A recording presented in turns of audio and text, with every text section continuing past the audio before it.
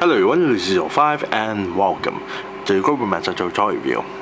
And today we'll be looking at the 2010 release by Neca of the Assassin's Creed 2 action figure review. And today's action figure review, we'll be looking at Ezio, the Master Assassin variant version. Now I got this straight from a local toy shop near my area for 70 ringgit. Now originally when I purchased this figure, it was meant as a birthday gift for my best friend. But he requested me to review this figure, plus the fact that a few subscribers of mine also requested me to review this figure as well, so I might as well review this figure. Bear in mind that the packaging has been opened, of course. It was a few months old toy here. Now let's take a look at the front portion of the packaging itself. The background is quite simple, it's just white. So on the top section there you got the title Assassin's Creed 2. Bottom section of the packaging here we have an image of Ezio's left hand, and you can see in the inside of the hand there's the blade coming out. And on this section here it's stated that it has 24 points of articulation. This is actually way more poseable compared to Altair from the first Assassin's Creed figure, also produced by Neca. Now inside the packaging, all tied up, is the figure itself. Now at the back portion of the packaging, now it actually has two versions of Ezio. The first version would include him dressed in all white with lacking of the body armor. The second version, which we're going to review today, is the Master Assassin version, which included a few body armor parts, as you can see there, and the clothing is mostly in black. Side of the packaging of course show the figures as well. On the other side is also the same figure with different poses. Back portion here you got a really large image, or at least one half of the image of Ezio there in the white clothing version. Very nice. So without further ado, let's open up this packaging so we can review the figure and molest the toy. Be right back. And we're back after the figure out from the packaging itself. Now Ezio here doesn't come with any accessories at all. What you see is what you get. Unlike the first figure for Assassin's Creed, Altair figure that was released a few years ago, also by Neca, that came along with a sword and a few of the removable daggers. Ezio here, despite that the daggers are being shown at the side of the belt itself, they are not removable at all, which is a good thing, because the first figure for Altair, the problem with Neca is that they tend to use this kind of a plastic material to build their figures, and when it comes to small accessories, tiny little accessories which is tin, tend to break off really easily, and that's what happened with Altair's removable dagger, because the daggers hilt and handle tend to break off too easily. So I'm glad that Neca didn't do the same thing for Ezio figure with the daggers itself and not making it as a removable accessory. Otherwise, as you can see, the dagger's handle is extremely small and thin. They'll break off if the moment you try to remove them, if of course Neca tried to make that with removable daggers. So let's take a look at Ezio's paint job. Now bear in mind, because this is a Neca's figure, about majority of the figures that being produced by Neca will always have sloppy paint job, no matter where you go. And very small percentage of the figures would actually have a decent amount of paint job. Now it took me half an hour time to actually find a proper Ezio figure with a proper paint job, and this figure is not really that perfect either, because as you can see, there's silver slop paint job located at the front portion of the skirt itself, as you can see there. So it's not really that perfect. So to those who wanted to get an Ezio figure in a retail store, and there's a whole bunch of them, I suggest to thoroughly examine the figure first before paint, because you don't want to have a figure with a sloppy paint job, especially when the figure's paint job is exceptionally very stunning. As you can see, the design onto the lower skirt there is very nice. And this is the most common part to have a sloppy paint job, so you have to be extra careful on choosing an Ezio figure. As you can see, the designs there are very nice, especially on the side of the boots as well, and on the other side, and even at the lower end section of the skirt itself. Let's not forget the back portion of the skirt. Very nice with the design there, very nicely done. Back portion of the shoulder pad as well, very nice. So you have to be extra careful choosing an Ezio figure with this kind of paint job, because they are very nicely done. Now Ezio here, unlike the first version of Ezio, which is mostly in white clothing, this is a Master Assassin's version, so he actually comes with a lot of variety of colors besides white, or at least now white. There's red, there's black, there's also metallic paint jobs as well. Very nice. Let's not forget the flesh tone skin being applied onto the figure, but still very nice. And there's also two types of red there. There's also really bright dark red, and there's also really brightly colored lighter tone red paint job onto the bottom section of the collar itself, which also featured a lot of nice paint job. As you can see, a lot of design logo paint job onto the inside of the collars themselves. Very nice. All the handles has been painted in metallic paint job. All the buckles, as you can see, there's a lot of buckles and rivets being painted as well.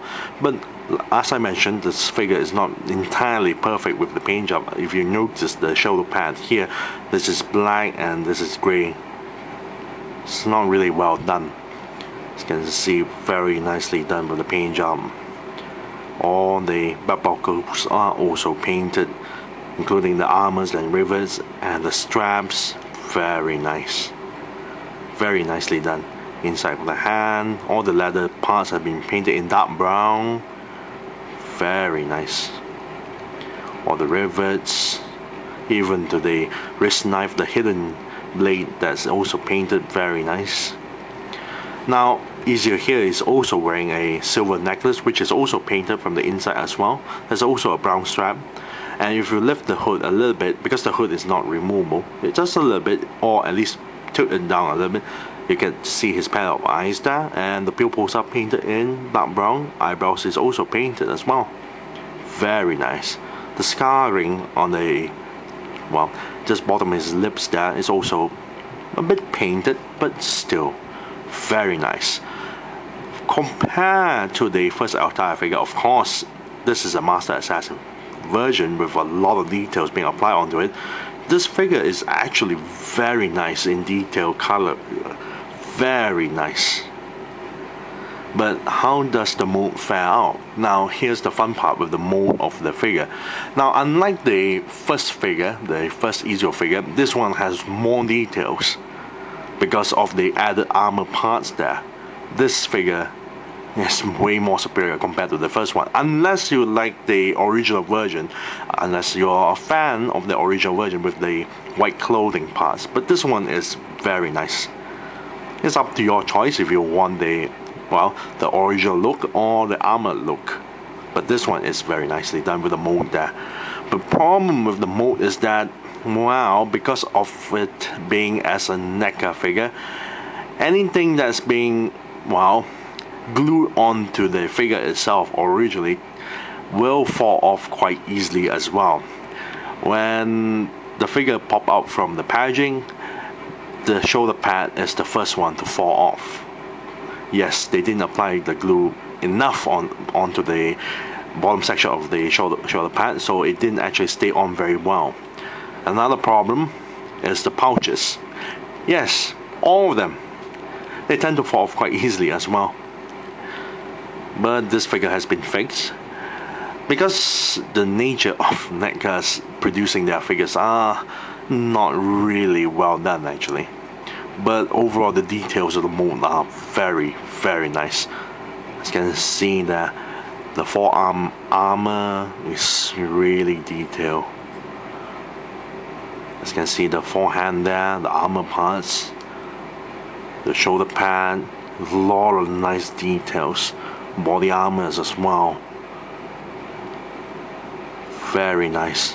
A lot of detailed stuff. Even the straps, even the belts are molded and sculpted on. Very nice. The pouches are also well done, but they don't stay on very well. Very nicely done, especially on the lower section of the boots. But does it look like Ezio? Well, it's really hard to say because you can't actually remove the hood because it's already glued onto the head itself. But if you tilt down, you get to see his face. So the facial sculpt there is actually very detailed too. And let's not forget the side of the ears is also sculpted, if you can see it. It's really hard to see because, well, thanks to the hood itself, which is, well, part of the head. But the details are very nice. You get to see the Adam's apple. How cool is that? They also sculpted and molded the necklace that he's wearing as well. And let's not forget his hidden blade here. Now the hidden blade, the blade itself can be sheathed back in. You can slide it back in and slide it back out. The problem is when you try to slide it back in, it's really hard, really difficult to pull it out, like what I'm trying to do right now.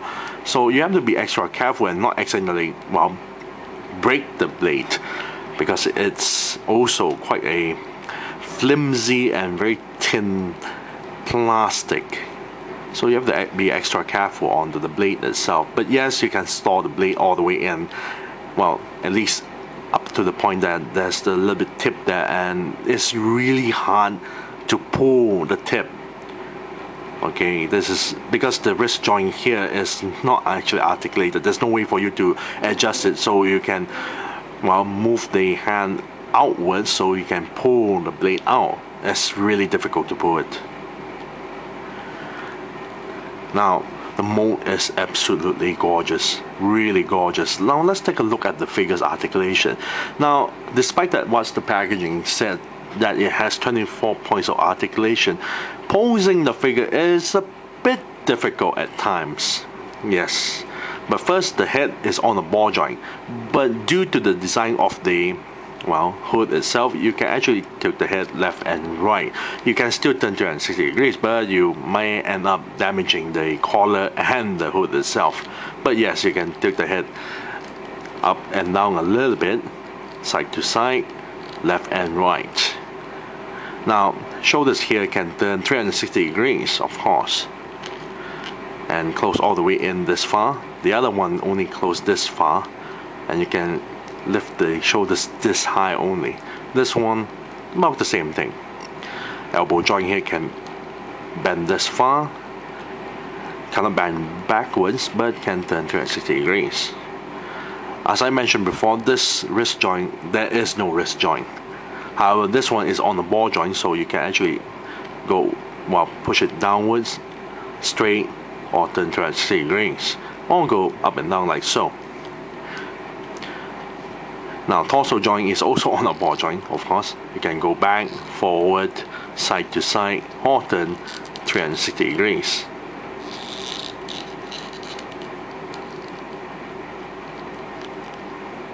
Now, hip joints here is sort of on the ball joint there, so you can actually move the legs forward this much. Despite having the skirt there, it doesn't hinder too much, so you can move the legs forward this high.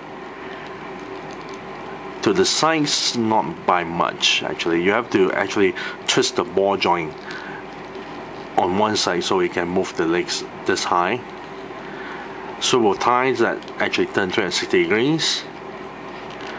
And knee joints there is a bit difficult. You have to really adjust because it depends on more towards the thigh itself due to the sculpt. So you can actually bend the knee just a little bit, not by much. However, you can bend it on the other side really far. Not too sure why they do that. And yes, it can swivel 360 degrees. And ankle joint is like having no ankle joint at all because, well, it's not much of a difference, just a little bit. You can move forward, upwards a little bit and straight. and no swivel joints onto the ankles itself. Hence why I mentioned why this figure is a little bit difficult to pose at times. It can still pose even better than L-type, but you need to work around with the figure's articulation and the joints to make the figure pose to whichever design that you want. Other than that, even with the skirt, because the skirt is made of a soft plastic material, it's not really hindering the figure's articulation, which is a good thing. So does the back portion of the skirt as well. Just a little bit, but not that much. Overall, the figure is really detailed. I really love the figure's detailed paint job. And he just fell. Detailed paint job and detailed mold. But posing him is a bit difficult at times. As you can see, he just fell by his own just now. And because of the limitation of the knee joints itself, it's also quite difficult. And the ball joint on the legs is a similar kind of ball joint that you find on a 3.25 inch for the Iron Man figures, 3.25 and 4-inch figures for the Iron Man figures. So you have to twist the ball joint depending on how you want to twist them, and then you have to adjust it to have the figure pose whichever way that you want.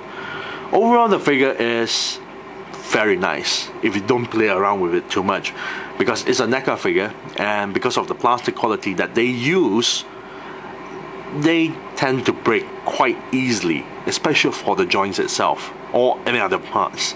So it's not meant for rough playing at all, because, well, it's meant to be posed and placed on a cabinet.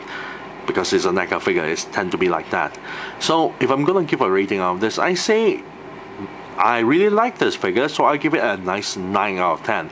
Not 10, because 10 would imply that it has a perfect paint job and, well, really good articulation, and not have things fall off from its body or have easily breakable parts.